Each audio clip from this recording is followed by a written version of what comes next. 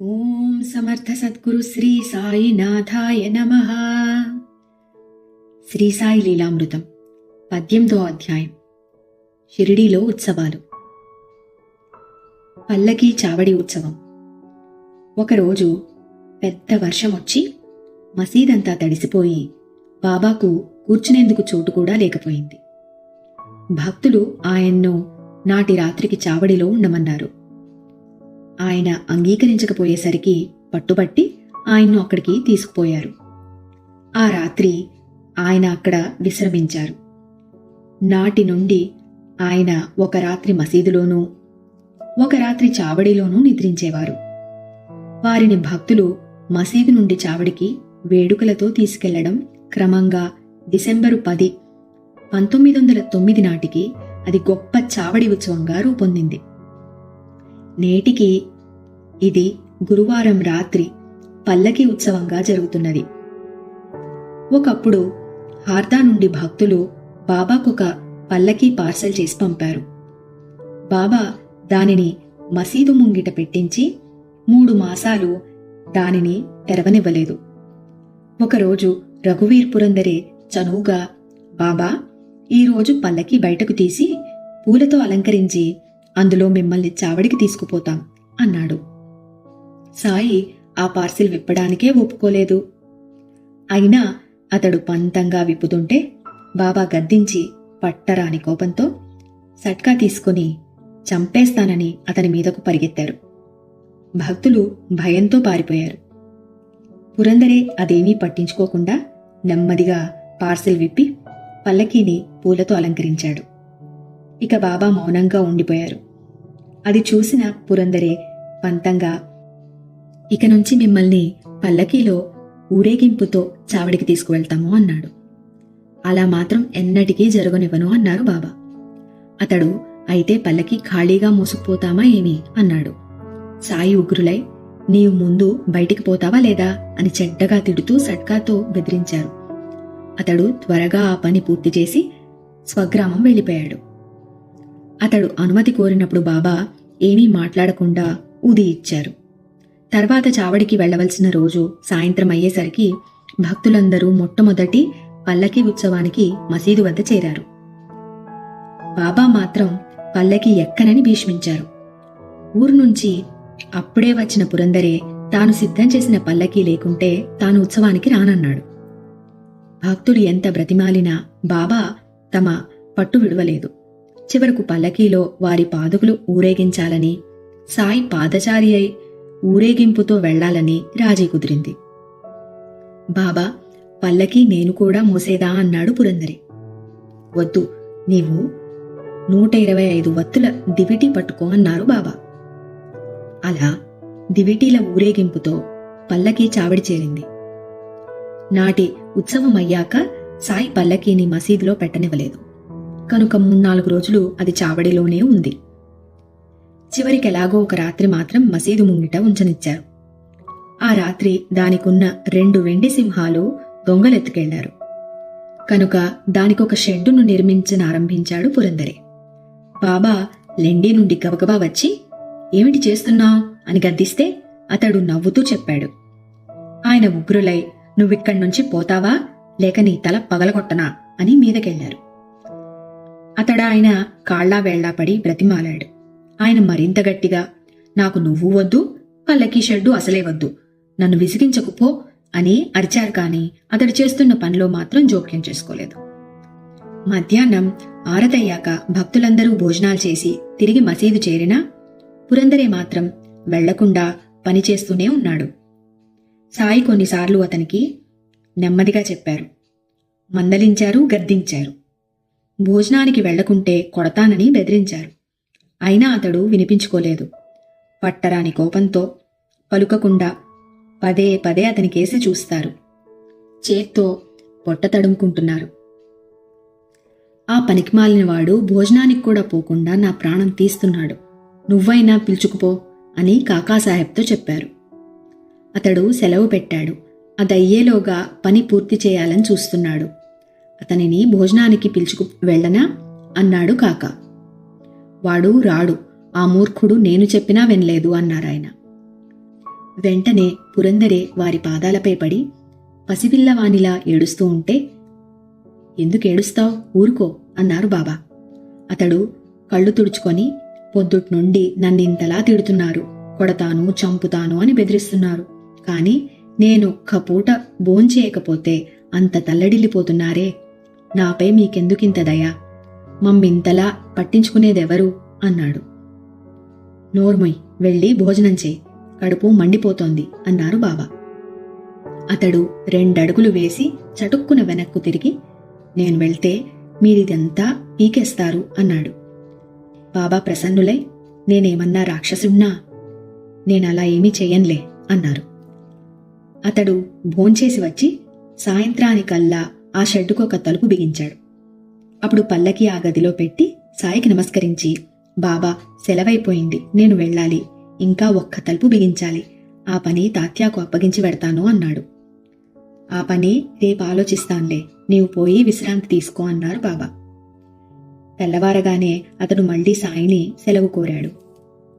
అక్కడికి వెళ్ళి ఏం చేస్తావు?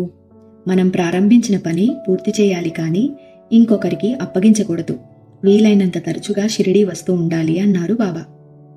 మీరు సంకల్పిస్తేనే రాగలం అన్నాడు పురందరి. షిరిడీకి నేనందర్నీ పిలుస్తాను, కానీ రావడానికి అందరూ సిద్ధంగా ఉండరు, పని పూర్తి చేసి కాకడ హారతి అయ్యాక వెళ్ళు అన్నారు. పురందరే మర్నాడు వెళ్ళాడు. అప్పట్నుండి చావడి ఉత్సవం పల్లకీ ఉత్సవంగా మారింది. ఆ ఉత్సవానికి ముందే భక్తులంతా మసీదు ముంగిట చేరి తాళాలు, చిడతలు మొదలగున వాద్యాలతో భజన చేసేవారు. ఇంతలో అబ్దుల్లా, రాధాకృష్ణ ఆయి ఇద్దరూ బాబా తిరిగే వీధులన్నీ శుభ్రం చేసి, నీళ్లు చల్లి, ముగ్గులేసి మసీదు నుంచి చావడిదాకా బాటమీద గుడ్డలు పరిచేవారు. వెనుక చిన్న రథము, కుడివైపున తులసికోట, ఎదుట సాయి, మధ్యలో భక్త బృందము ఉండేవారు. కొందరు మసీదు గేటు వద్ద దివిటీలు సిద్ధం చేస్తుంటే, కొందరు పల్లకీన అలంకరించేవారు. కొందరు దండాలు ధరించి సద్గురు సాయినాథ్ మహారాజ్ కీ జై అని కేకలేస్తూ ఉండేవారు. మసీదంతా దీపాలతోనూ తోరణాలతోనూ కళకళలాడుతూ ఉండేది. దాని ఎదుట ముంగిట్లో చక్కగా అలంకరించిన శ్యామకర్ణ నిలబడేది. అప్పుడు తాత్యా వచ్చి బాబాను సిద్ధంగా ఉండమని చెప్పేవాడు. తర్వాత అతడు సమయానికొచ్చి చంకలో చెయ్యి వేసి సాయిని లేవదీశాక, అప్పుడు సాయి నెమ్మదిగా నిలబడి తమ చంకలో సట్కా, చేతిలో చిలింగొట్టము, పొగాకు తీసుకుని భుజానికొక పాత గుడ్డ వేసుకునేవారు. ఆయన అడుగు ముందుకు వేసే సమయానికి తాత్య ఒక బంగారు జరీసాలువ ఆయన భుజాలపై కప్పేవాడు. అప్పుడు ఆయన అడుగు ముందుకు వేసి కుడికాలుతో దునిలో కట్టెలు సర్ది కుడి చేతితో అక్కడున్న దీపం ఆర్పి బయలుదేరేవారు. వెంటనే భక్తులెంతో ఉత్సాహంగా మేళతాళాలు మ్రోగించేవారు. వివిధ కాంతులు చిమ్మే టపాసులు పేలుస్తూ మేళ తాళాలతో అందరూ ముందుకు సాగేవారు. కొందరు ఆవేశంతో నృత్యం చేసేవారు, కొందరు జెండాలు, ధ్వజాలు మోసేవారు. సాయి మసీదు మెట్ల మీదకు రాగానే వందిమాగదులు ఎలుగెత్తి జైకొట్టేవారు.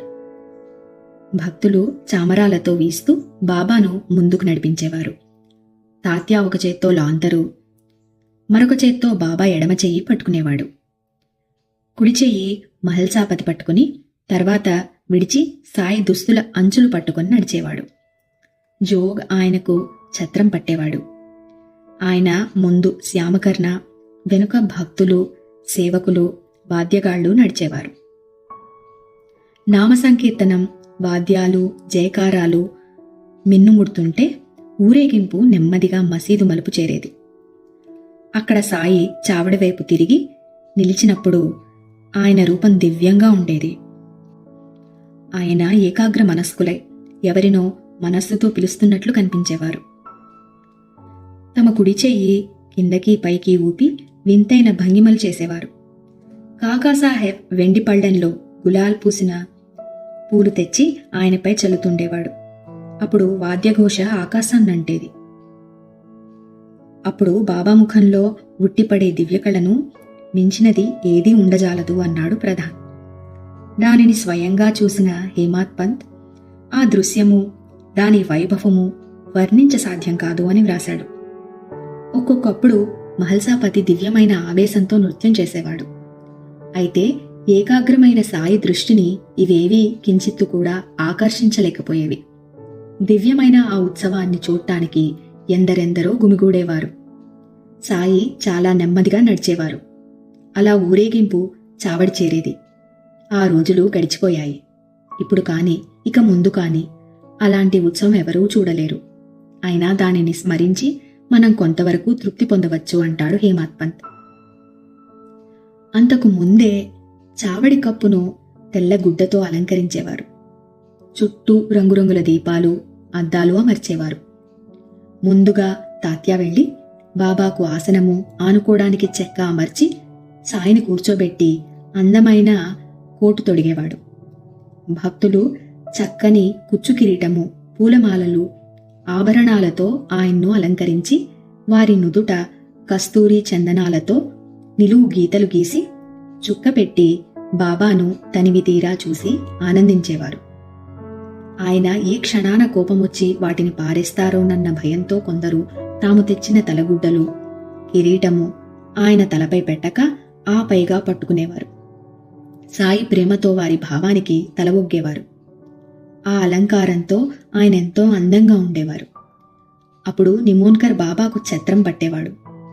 భక్తులొక వంక చామరాలతో వీస్తుంటే శ్యామ చిలింలో నిప్పేసి తాత్యాకిచ్చేవాడు. అతడది రాజుకునేలా చేసి సాయికిచ్చేవాడు. ఆయన పొగ పీల్చి మహల్సాపతికి, మిగిలిన భక్తులకు అందించేవారు. ఆ చిలిం గురించి హేమాడ్ పంత్ ఇలా వ్రాశాడు: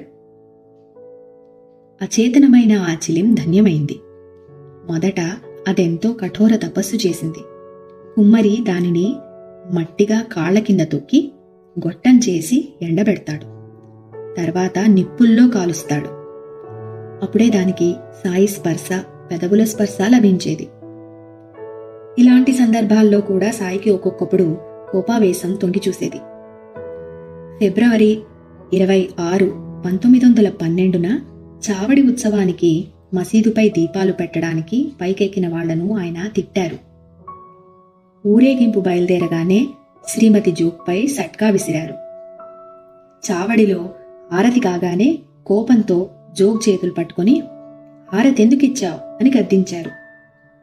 బాలాశింపి, త్రయంబకులు అవి ఆశీస్సులను తలచి సాయికి సాష్టాంగ నమస్కారం చేశారు.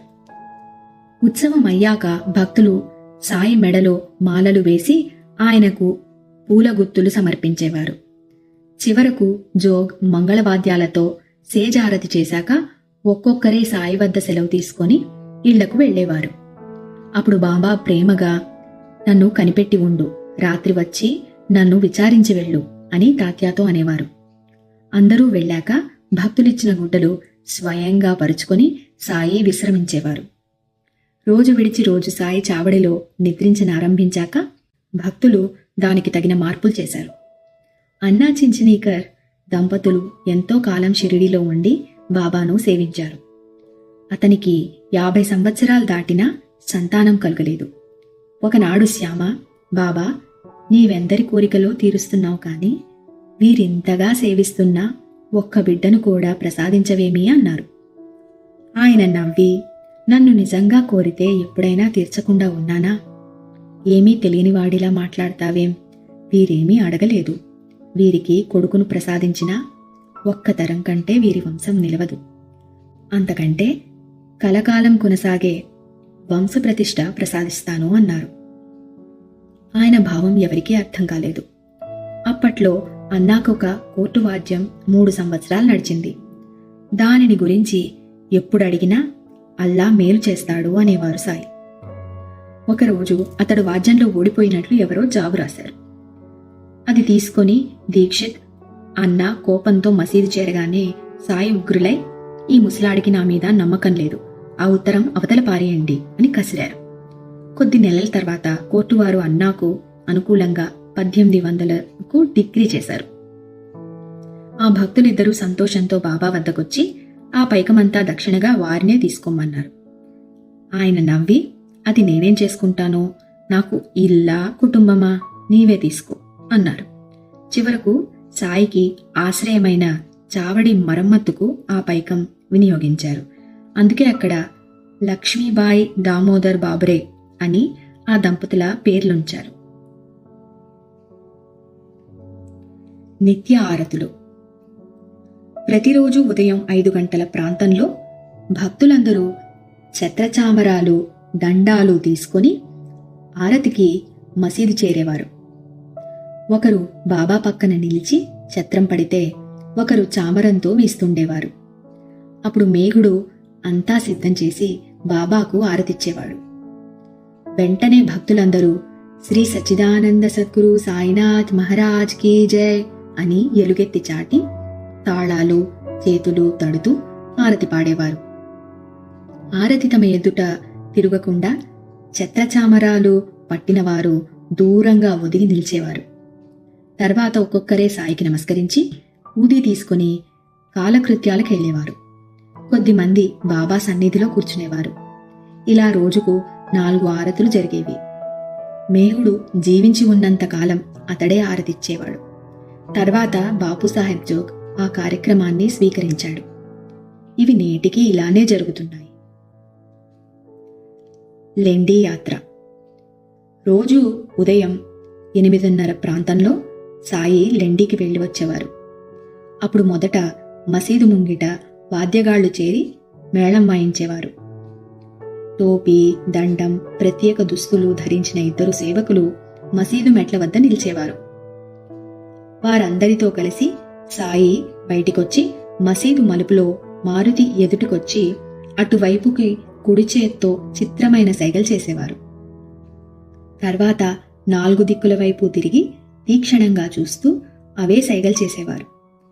తర్వాత గురుస్థానం దగ్గరున్న వీధుల కూడలిలో నిలిచి అచటి వేప చెట్టు వైపుకు చూస్తూ తమ గురుస్థానానికి శ్రద్ధాంజలి చెప్పుకుంటున్నట్లు సైగలు చేసేవారు. తరువాత మిగిలిన 3 దిక్కుల వైపుకు అలానే సైగలు చేసేవారు. వాడాలోని వారు, అప్పుడే షిరిడీ చేరిన భక్తులు వారిని అక్కడ దర్శించి నమస్కరించుకునేవారు. తర్వాత ఆయన దక్షిణంగా ఉన్న వీధుల కూడలిలో నిలిచి సైగలు చేసేవారు. ఇప్పుడక్కడ గుర్తుగా గూటిలో సాయి పాదుకలు ప్రతిష్ఠించారు. అక్కడ పిలాజీ గురవ్ ఇల్లు మాత్రమే ఉండేది. అక్కడి నుండి లెండి కనిపించేది. ఒకరోజు ఆ సమయంలో లెండిలోని ఒక చెట్టును ప్రభుత్వ కూలీలు నరుకుతున్నారు.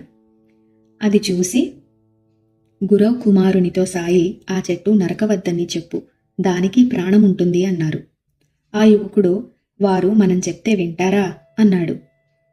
క్షణంలో బాబాకు కోపం వచ్చి, వెధవ, నీకెంత తెలివి పెరిగిందిరా అని అతన్ని పక్కనే చూస్తూ ఊరుకున్న బూటీ, జోగ్, పస్లేలను కూడా కొట్టారు. కాని మరుక్షణమే శాంతించారు. తర్వాత ఆయన దక్షిణంగా ఇప్పుడు విఠలుని మందిరమున్న చోట ఆ ఇంటి గోడ నానుకొని నిలిచేవారు. భక్తులు ఆయనకు మరలా నమస్కరించుకున్నాక ఇంకా దక్షిణంగా చౌరాస్తాలో నిలిచి అన్ని దిక్కుల వైపు సైగలు చేసేవారు. అక్కడి నుండి పడమరగా ఇప్పుడు కానిఫ్నాథ్ మందిరమున్న చోట రహదారి పక్కనే నిలిచి మొదట ఖండోబా వైపు, తరువాత మిగిలిన దిక్కుల వైపు తిరిగి సైగలు చేసేవారు. అక్కడి నుండి ఉత్తరంగా రహదారి పక్కనే నడిచి లెండీకి చేరేవారు. అందులోకి దక్షిణంగా ఉండిన చిన్న బాటన సాయి, అబ్దుల్లా లెండిలోకి ప్రవేశించేవారు. మిగిలిన వారు తూర్పుగా ఉన్న బాట వద్ద వేచి ఉండేవారు. సాయి ఆ తోపులో నిత్యకృత్యాలు తీర్చుకునేవారు. మానవ శ్రేయస్సు కోసం సాయి నిత్యము అక్కడ సల్పిన కృషికి ఆ చెట్లు, ఆయన స్థాపించిన శాశ్వతమైన జ్ఞానజ్యోతికి ఆ నందదీపము సంకేతాలుగా నిలిచాయి. అక్కడ నిత్యకృత్యాలు తీర్చుకున్నాక సాయి వచ్చిన దారినే తిరిగొచ్చేవారు కాని తూర్పుగా దగ్గర దారిన మసీదుకొచ్చేవారు కాదు. జీవుల శరీరంలో శ్వాస, ప్రకృతిలోని మానవతా ధర్మాలలాగా సాయి కూడా తమ పంథాను ఎన్నడూ మార్చేవారు కాదు. షిరిడీలో మనం ఎప్పుడు నడిచినా ఆ బాటలోని ప్రతి ఇసుక రేణువు సుమారు 60 సంవత్సరాలు సాయి సంచారంతో పవిత్రమైందని గుర్తుంచుకోవాలి.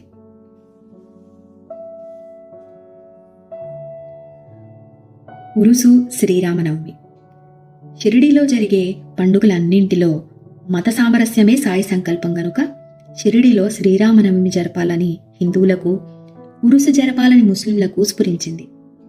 కోపర్గాంలో సర్కిల్ ఇన్స్పెక్టర్గా పనిచేసిన గోపాలరావు గుండుకు 3 వివాహాలు చేసుకున్నా, దాము అన్నాకు 2 వివాహాలు చేసుకున్నా బిడ్డలు కలుగలేదు.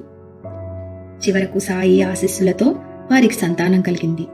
అందువలన వీరు 1897లో సాయి సన్నిధిలో ఉరుసు జరపాలనుకున్నారు. కానీ ఆ గ్రామాధికారి అడ్డుపడ్డం వలన ప్రభుత్వం ఒప్పుకోలేదు. కానీ చివరకు సాయి దయతో అనుమతించింది. నాడు శ్రీరామనవమి కూడా అయింది. ఆ ఉత్సవానికి ఎందరో జనమొస్తారు. ఆ ఊరిలో ఒక బావి ఎండిపోయింది. 2వ దానిలోనిది ఉప్పు నీరు. అప్పుడు బాబా ఆ బావిలో పూలు వేశారు. అప్పట్నుంచి అది మంచినీరైంది. పక్క గ్రామాల నుండి కూడా నీరు సరఫరా చేశారు. ఊళ్ళో ఎన్నో దుకాణాలు వెలిశాయి. ఆ ముందు రోజు రాధాకృష్ణ అయి మసీదు కడిగి మసిబారిన గోడలు శుభ్రం చేసేది. సాయి మసీదులో ఉంటే చేయనివ్వరని ఆయన చావడికి వెళ్లిన రాత్రే ఆమె ఆ పనులు చేసేది. ఉరుసుకు దాము అన్నా నిమోన్కర్లు, 2 జెండాలు, అమీర్ షక్కర్ దలాల్ చందనము సమర్పించేవారు. ఆ గంధం ఒక పళ్ళెంలో ఉంచి జెండాలతో పాటు మేళ తాళాలతో ఊరేగించి చివరకు ఆ గంధం మసీదులో గోడల మీద చేతులతో అద్దేవారు. జెండాలు మసీదుకు 2 వైపులా కట్టేవారు. ఉత్సవం ఏర్పాట్లన్నీ తాత్యా చూస్తే భక్తుల అవసరాలు రాధాకృష్ణ అయి చూసుకునేది. భారీ ఎత్తున అన్నదానం కూడా ప్రతి సంవత్సరం జరిగేది. భీష్మ అనే భక్తునికి 1911లో శ్రీరామనవమి కూడా జరపాలని తోచి సాయిని కోరితే ఆయన సమ్మతించారు. సంత్వాడా ప్రసాదం రాధాకృష్ణ అయి తయారు చేసేది. మసీదంతా పచ్చని తోరణాలు కట్టారు. రామజననం సందర్భంగా రాధాకృష్ణ అయి మసీదులో ఒక ఉయ్యల కట్టింది. భీష్ముడు కీర్తనకారుడుగా నిలిచాడు. భీష్ముని కీర్తనకంతా సిద్ధం అవగానే సాయి కాకా మహాజనీతో ఏమిటి హంగామా అన్నారు. రామనవమి సంగతి చెప్పగానే నింబారు వద్దనున్న ఒక పూలమాల హార్మోనియం వాయించనున్న కాకా మహాజనీ మెడలోనూ మరొకటి భీష్ముని మెడలోనూ వేయించారు. కీర్తన దిగ్విజయంగా ముగిసింది.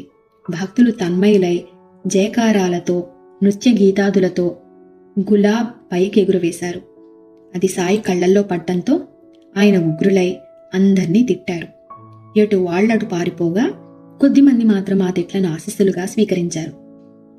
మానవులలోని అరిషడ్వర్గాలనే రాక్షసులను చంపడానికి రాముడు అవతరించినప్పుడు సాయి ఆవేశపట్టం సహజమే. అంతేకాదు, భక్తులెప్పుడు కొత్త పని ప్రారంభించినా బాబా ఆవేశపడేవారు. అప్పుడు ఆయన ఊయల విరక్కొడతారని భయపడి కాకా మహాజని దానిని విప్పబోయాడు. సాయి శాంతించి ఉత్సవం పూర్తి కాలేదని చెప్పి వారించారు. నాటి ఆరతి, మరోరోజు కీర్తన, గోపాల కళోత్సవాలు కూడా చక్కగా జరిగాయి. ఇలా ఒకే రోజు రామనవమి, పగలు జెండా ఉత్సవము, సాయంత్రం గంధము జరిగాయి. భక్తులు మతభేదాలు మరచి రెండింటిలోనూ ఉత్సాహంగా పాల్గొన్నారు. 1913వ సంవత్సరం నుండి నవమికి ముందు నామసప్తాహం కూడా ప్రారంభించారు. ఆ సంవత్సరం బాలాబువా మాలి 1914లో బాలాబువా సుతార్లు కీర్తన చేశారు. ఆ తర్వాత నుండి సాయి ఆ సేవను దాసగణకు అప్పగించారు. క్రమంగా ఆ ఉత్సవానికొచ్చే జనుల సంఖ్య కొన్ని సంవత్సరాలలో 75,000 దాకా పెరిగింది. అయినా అంటువ్యాధులు, కలహాల వంటివి ఎన్నడూ జరగలేదు. దుకాణాలు, సంతర్పణలు, కుస్తీ పోటీల వంటి వినోద కాలక్షేపాలు పెరిగిపోయాయి. గుర్రము, పల్లకి, రథము, వంటపాత్రలు మొదలగునవి భక్తులు సమర్పించడంతో సాయి సన్నిధి ఒక సంస్థానంగా రూపుదిద్దుకున్నది. అయినా నేటి విద్యుత్ దీపాలకు అతీతంగా వెలిగే నక్షత్ర గ్రహ గోళాలలాగా మహానగరాల సవ్వడి మాటునున్న అతి సామాన్యము అపారము అయిన ఆకాశంలా ఈ వైభవం చాటున సాయి మాత్రం మహత్తరము, అతి నిరాడంబరము అయిన జీవితాన్నే కొనసాగిస్తున్నారు. ఒక రామనవమికి మహానగరాల నుండి కోటీశ్వరులు ఎన్నెన్నో మిఠాయిలు తెచ్చి అర్పించారు. కాని సాయి నా భోజనము ఇంకా రాలేదు అన్నారు. కొంతసేపటికి ఆయన శ్యామతో ఈ జనంలో నెట్టుకురాలేక ఒక ముసలి పేదరాలు రోడ్డు పక్కన చెట్టు కింద కూర్చున్నది. ఆమెను తీసుకురా అన్నారు. తీసుకురాగానే ఆమెతో బాబా నాకేం తెచ్చావు అన్నారు. ఆమె ఆ ముందు రోజు సాయి కోసం జొన్నరొట్టెలు చేసుకొచ్చింది, కాని మసీదులోని విలువైన నైవేద్యాలు చూసి సిగ్గుపడి ఏమీ తేలేదన్నది. కాని సాయి ఆమె దాచిపెట్టుకున్న మూట అడిగి తీసుకుని ఇది మన భోజనం అంటూ ఎంతో ఇష్టంగా తిన్నారు. గురు పూర్ణిమ 1908వ సంవత్సరంలో ఒకరోజు పండరి నుండి వచ్చిన కృష్ణాజీ నూల్కర్ చావడిలో ఉన్నాడు. బాబా శ్యామతో ఆ ముసలయ్యను దుని వద్ద స్తంభాన్ని పూజించుకోమని చెప్పు అని అతడు చెప్పి రాగానే మీరంతా కూడా చేసుకోరాదా అన్నారు సాయి. దేవా, మీకైతే చేస్తాం కాని స్తంభాన్నెందుకు పూజిస్తాము అన్నాడు శ్యామ. మొదట అంగీకరించని బాబా అతడు పట్టుబట్టిన మీదట ఒప్పుకున్నారు. ఇంతలో నూల్కర్ పంచాంగం చూస్తే నాడు గురు పూర్ణిమ. తాత్య, దాదా కేల్కర్, శ్యామ మొదలగుని వారు సాయికి ధోవతులిచ్చి పూజించారు. అప్పట్నుండి షిరిడీలో గురు పూర్ణిమ చేసుకోవటం ఆచారమైంది. సాయి నోటి మీదుగా భక్తులకు చేసుకోమని చెప్పిన ఉత్సవం ఇదొక్కటే. అయితే సాయి స్తంభాన్నెందుకు పూజించమన్నారు? భక్తుల శ్రేయస్సు కోరి మాత్రమే గురువును సేవించు అన్న భావాన్నే సంకేతంగా సాయి చెప్పారు. గురువెన్నడు నన్ను పూజించు అనడు. జ్ఞాని దృష్టిలో అందరూ పరమాత్మ రూపాలే. వారికి శిష్యులెలా ఉంటారు? తాను గురువునని తలచేవాడు ఆ పేరుకే తగడన్నారు రమణ మహర్షి. అలా అనలేదు కనుకనే సాయి సద్గురుడు. ఇంటికప్పును మోసే ఆధారం స్తంభం. అది నేలలో దృఢంగా నాటుకుని ఉంటుంది. అదే దాని బలం. ఆ బలంతోనే అది ఆ భవనాన్నాశ్రయించే వారందరినీ రక్షిస్తుంది. అలానే సద్గురువు సర్వానికి ఆధారమైన ఆత్మనిష్టలో గురుభక్తిలో నాటుకొని ఉంటారు. అంటే గురుభక్తి రూపమైన ఆత్మనిష్ట వలన గురువు కూడా తమను ఆశ్రయించిన వారిని రక్షిస్తారు స్తంభంలాగే. గురు రూపాన్ని తగు రీతిన కొలవమని సాయి భావం. అంతేకాదు, సాయి శరణానందులతో తాము మసీదులోని స్తంభం క్రిందనున్న గుహలో చాలా కాలం తపస్సు చేసినట్లు సాయి చెప్పారు. చతుర్విధ పురుషార్థాలను సాధించుకోవటానికి సర్వజీవులకు ఆశ్రయము, అవకాశము అయిన ఈ జగత్తనే ద్వారకామాయికి ఆధారమైన మూలస్తంభమే సకల విశ్వరూపుడైన సద్గురువు. అందుకే అట్టి మహనీయుని ఇస్లాంలో కుతుబ్ అంటారు. ద్వారకామాయి అనే శరీరం మూలాధారం నుండి సహస్రారం వరకు ఉన్న వెన్నెముక అనే స్తంభం మీద ఆధారపడి ఉంటుంది. అన్ని ఆధ్యాత్మిక స్థితులను తనలో ఇముడ్చుకున్న గురువుకది సంకేతం. నిరంతరం గురువుని సేవించిన వారికి అప్రయత్నంగా ఆ మార్గం తెలుసుకొని యోగ విద్య సిద్ధిస్తుంది. సాయికి వారి గురువు వలన సిద్ధించినట్లు. అదే సాయి చెప్పినది. గోపాలరావు గుండ్ ఒకసారి శిథిలమైన మసీదును మరమ్మత్తు చేయించాలని రాళ్లు తెప్పించి చెక్కించారు. ఆ తర్వాత పని నానా చందోర్కర్కు, నేల చదును చేసి బండలు పేర్చడం కాకా దీక్షిత్కు అప్పగించారు బాబా. మొదట శ్రీసాయి ఇందుకు ఒప్పుకోలేదు. మహల్సాపతి ఎలాగో ఒప్పించాడు. సాయి చావడిలో నిద్రించిన రాత్రి మసీదులో నేల బాగు చేసి ఎత్తైన పీఠం అమర్చారు. నాటి నుండి సాయి గోనె మీద కూర్చోవడం మాని దానిపై కూర్చోనారంభించారు. 1914వ సంవత్సరంలో భక్తులు ఎంతో శ్రమపడి మసీదు ముంగిట బాగుచేశారు. మొదట అది చాలా చిన్నదిగా ఉండి భక్తులకు ఎంతో ఇబ్బందిగా ఉండేది. దానిని పెద్దది చేసి పైన కప్పించాలని కాకా దీక్షిత్ పని ప్రారంభించాడు. రాత్రంతా కష్టపడి భక్తులు కమ్ములు నాటారు. ఉదయాన్నే చావడి నుండి వచ్చిన సాయి అది చూసి కోపించి ఆవేశంతో 2-3 కలిసి గాని నాటనలవి గాని ఆ కమ్మెలను ఒక్కరే పీకి పారేశారు. ఆయన ఒక చేత్తో కమ్మె పెకరి వేస్తూ మరొక చేత్తో సమీపంలోని తాత్యాపాటలు గొంతు పట్టుకున్నారు. అతని తలపాగా బలవంతాన లాక్కుని దానికి నిప్పంటించి ఆ కమ్మె పాతిన గుంటలో వేశారు.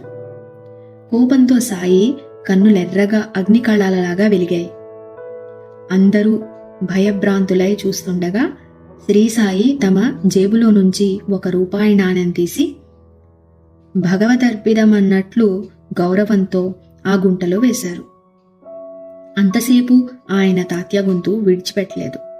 తాత్య భయంతో వణికిపోతున్నాడు. అతనికేమి జరుగుతున్నదో ఎవ్వరికీ అంతుపట్టలేదు. జోక్యం చేసుకోవడానికి ఎవరికీ ధైర్యం చాలలేదు. చివరకు ధైర్యం చేసి వారింప చూసిన భాగోజీని బలంగా నెట్టి అతని మీద ఇటుక ముక్కలు విసిరారు సాయి. కొంతసేపటికి ఆయన శాంతించి ఒక భక్తుని దుకాణం నుండి జరీ తలపాగా తెప్పించి తాత్య తలకు చుట్టారు. అది చూసి భక్తులు ఆశ్చర్యపోయారు. చివరకు మసీదు మరమ్మతులన్నీ సక్రమంగా పూర్తయిన నాడు సాయి నీమ్గాం వెళ్లారు. అక్కడి నుంచి ఆయన్ను భక్తులు మేళతాళాలతో ఊరేగింపుతో పునరుద్ధరించిన మసీదుకు తీసుకువచ్చారు. ఈ కట్టుబడి పని చేసిన వారిలో కొండాజీ, గాబాజీ, తుకారాం అనే 3 సోదరులు వడ్రంగి కుటుంబానికి చెందిన వారు ప్రధాన పాత్ర వహించారు.